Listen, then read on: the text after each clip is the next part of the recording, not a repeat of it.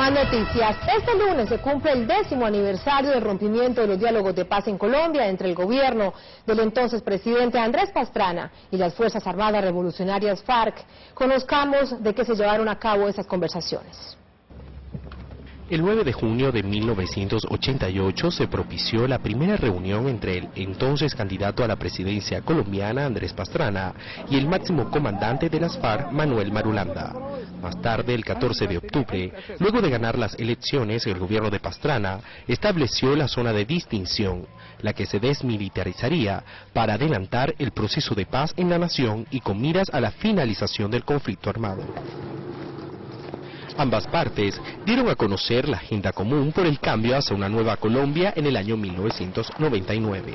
Los principales temas a tratar en las negociaciones comprendían el intercambio de prisioneros de guerra de ambos bandos, derechos humanos, la política agraria integral, desarticulación de los grupos paramilitares, los resultados del proceso de paz y el Plan Colombia.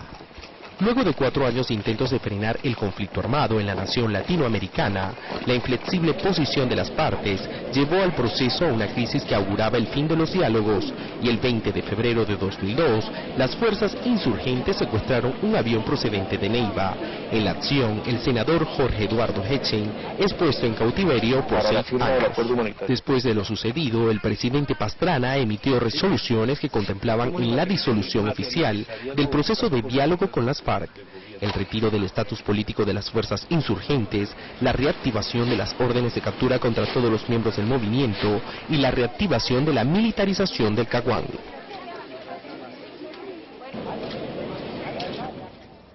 A esta hora conversamos sobre este tema con David Corredor Cuellar, director del Movimiento Socialista Bolivariano de Colombia.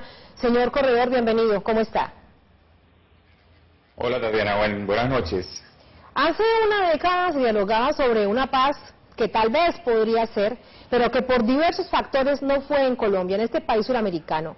¿Cuál es su lectura después de 10 años, la principal lección de este fracaso en este intento de paz? Bueno, lo primero que hay que decir es que la zona del Caguán, la zona del despeje del Caguán o los diálogos en el Caguán es una de las muchas experiencias o de los muchos caminos por los que ha transcurrido la pacificación en Colombia.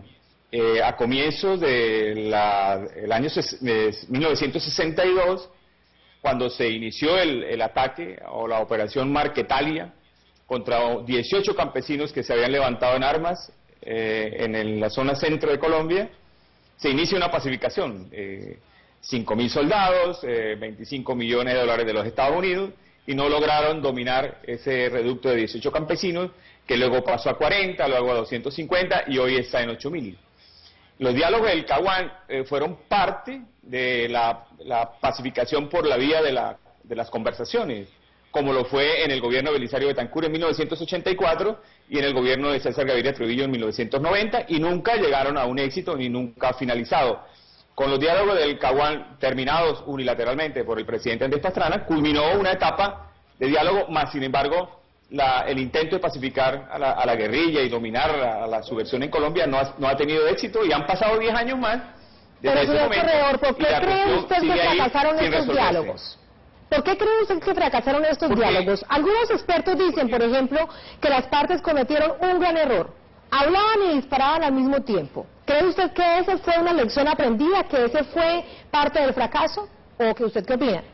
Yo pienso que no tanto, porque la guerrilla de las FARC estaba muy prevenida por lo que había sucedido en el año 84, cuando los diálogos del gobierno del presidente Betancur, y se dio vida a la Unión Patriótica como una experiencia política de acceso al poder por parte de la subversión. Sin embargo, eso fracasó con más de 5.000 muertos. Entonces, no era tan fácil que la guerrilla estuviera plenamente dispuesta a llegar a un acuerdo de paz sin previamente haber quemado unas etapas. Empezaron a haber ataques desde la derecha colombiana y de la oligarquía colombiana hacia esa zona de despeje del Caguán, hasta que la lograron minar, destruir, hasta que por fin no hubo posibilidad. Sin embargo, la guerrilla, como no hubo un cese al fuego, no hubo un acuerdo de cese al fuego ni de hostilidades de parte y parte, sino el conflicto siguió paralelo a los diálogos del Caguán.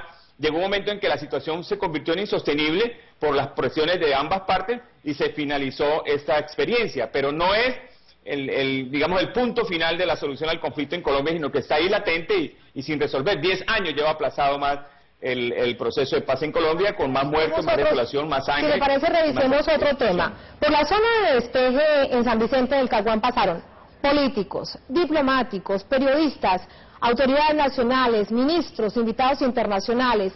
Muchos de ellos fueron mediadores entre las partes.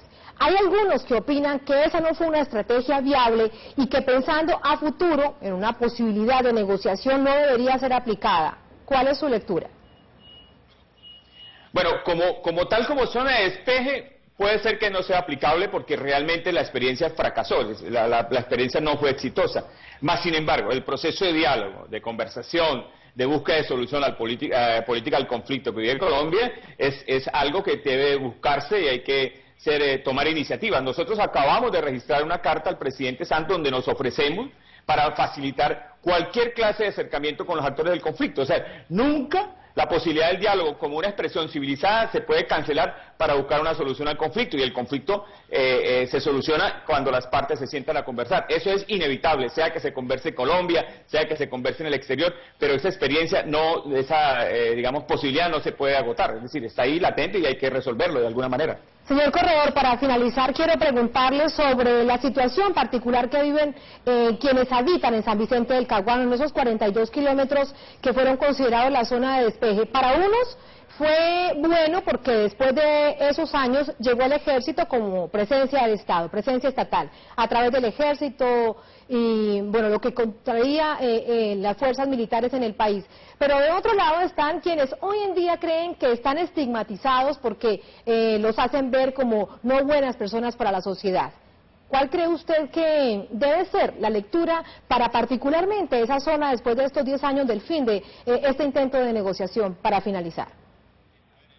En un país donde el conflicto se ha extendido por tantos años, más de 50 años de confrontación, entre la muerte de Jorge Eliezer Gaitán y el inicio de las guerrillas liberales, que así fue que comenzó el proyecto de las FARC, hubo más de 300.000 muertos entre la confrontación liberal-conservador, y hay una estigmatización obvia cuando uno toma parte en una de las dos tendencias que ha ocurrido esta confrontación. Nosotros conocemos experiencias de personas que estuvieron en el Caguán participando en el diálogo y fueron luego, posteriormente, asesinadas por los paramilitares. Aquí hubo gente de Cúcuta que fue al Caguán y regresaron y fueron luego perseguidos y muertos. Eso es una realidad que hace parte de la triste historia de nuestra amada Colombia, que hay que solucionarla a través de un proceso de paz que abarque todo el país y toda la nación para lograr, digamos, unos acuerdos para que justamente finalice esa etapa de conflicto, de guerra, que ha traído tanta muerte y desolación a nuestra patria. Lamentamos mucho, pero es la verdad de la gente del Caguán que ha sido víctima también de esa estigmatización. Señor Corredor, muchísimas gracias. Buenas noches. A ustedes, muy amable por la oportunidad. Muy bien, era parte del análisis después de 10 años de finalizados los diálogos de paz en Colombia. David Corredor Cuellar, director.